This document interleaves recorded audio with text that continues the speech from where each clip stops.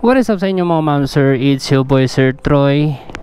So let's have a quick bike review with the test drive. So nandito tayo ngayon sa bodega ni FKM Motorcycle Philippines. And ito yung ating mga demo bike. And then ito yung mga available natin na motor, yung mga kagagawa lang nila. So konti na lang yung natitira sa ating mga Falcon, ano. And ito, ayan, marami tayong mga 3GP. May mga Venture Ultimate, ADV 180.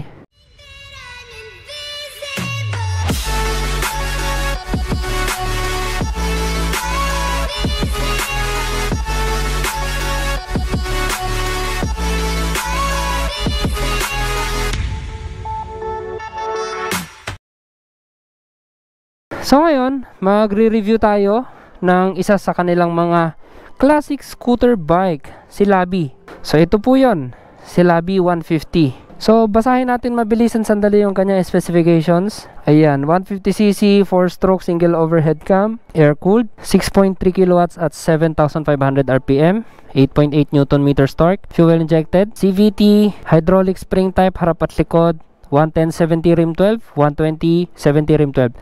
Disc brake sa harapan, drum brake sa likuran. And ayan, curb weight niya 108 kilos. Fuel tank capacity 6.2 liters. Seat height 81 cm. So labas muna natin kasi baka makapiright tayo. Ito yung test drive natin, guys. May presyo ba siya dito nakalagay?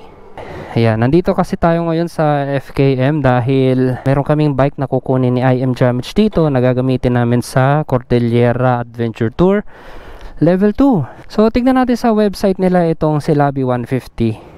Ayan, so si Labi 150 ay may introductory price na 86,900.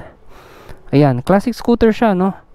Meron pa siyang ano dito, foldable na, dipindot pala siya. So sa mga mahilig sa classic scooter dyan, pero gusto nyo affordable, at the same time, meron na rin mga modern technologies. Fuel injected, all LED, maporma. Ayan, ang ganda niya, no? Classic na classic. So ito, para siyang si, alam niyo na, yung branded na mamahaling scooter, si Vespa. So, iki-quick test ride natin siya. Titignan natin kung sulit na ba ito. Sa presyo niya, 86,000. At sa pagiging 150cc. Oh, taas niya. Taas ang lapad pa ng upuan. Pero magaan lang siya, kaya manageable lang yung kanyang timbang. May utility hook pa siya dito, no? So, digital panel, analog tachometer, digital yung kanyang fuel gauge. Yan, lahat. Time, speedometer, trip meter. Oh, ganun pala yung kanyang hazard. Right muna and then left agad. Pero kung right, right lang. Tingnan nga natin kung left and right muna. Ayun, same din pala siya. Basta pagsasabayin yung dalawa halos or pagsusunurin. Meron tayong light switch, electric starter button, horn, high and low beam. Wala siyang passing light, ano. Meron siyang side stand with kill switch. Gusto ko sana makita yung ilaw. Bulb type dito sa kanya headlight. LED yung kanyang brake light, pati mga turning signals. So meron din tayong ilaw sa plate at extra reflectors. Okay, so quick test ride natin siya. Side mirrors, oh, classic din, oval. Tapos naka chrome yung kanyang stem, pati yung dito sa side mirror.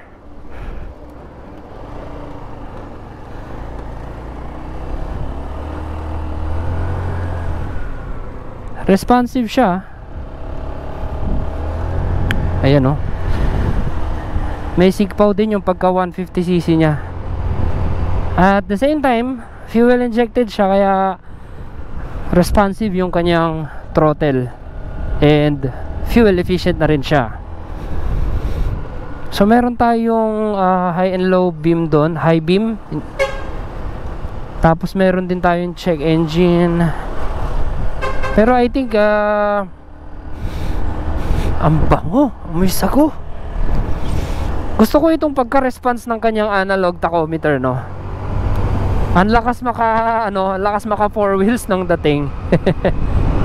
Ayan, no.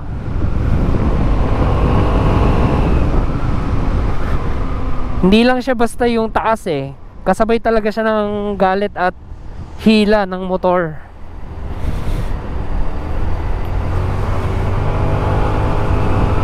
Oh, wow.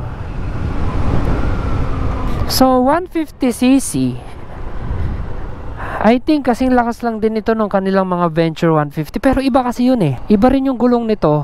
Although mas malaki lang ng isa yung gulong nun ng mga Venture compare dito. Same lang ng hila eh oh.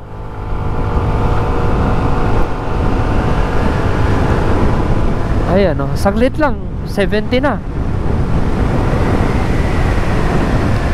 Oh, ang cute nito. Kasi agaw tingin ka rito lalo na sa ganitong kulay. Kulay pula. Hindi sobrang lapad ng handlebar, panaktuhan lang ano, maganda sa singit-singit. And meron silang alloy na bar and slider. Sa atin ng mga brake lever, naka silver. Wala sila yung parang gutlet dito no, para pag nabagsak eh mababali. Yun lang yung mapuputol, hindi yung buong brakes mo ang masisira. So side mirrors natin, malawak. Hindi siya magnified. Classic na classic. Malinaw yung kanyang mga figures and numbers. Medyo may kalakihan din yung tunog niya. Maugong siya. Kumbaga parang although naka-muffler siya, may bass. Well actually hindi mo naman kailangan ng malakas na exhaust dito kasi classic siya eh. Papangit na. Tamang tama lang ito para sa mga babae. I think, tingin ko 5'5" pataas. Medyo mataas po siya sa totoo lang. At the same time, malapad yung kanyang upuan. Kaya kapag ka, ano, medyo nakabuka ka, ayan, nakalaylay ngayon pa ako. Ako po ay 5'7" at nakalaylayan pa ako rito sa sa Labi 150. Ayan, kukuya-kuya ko eh.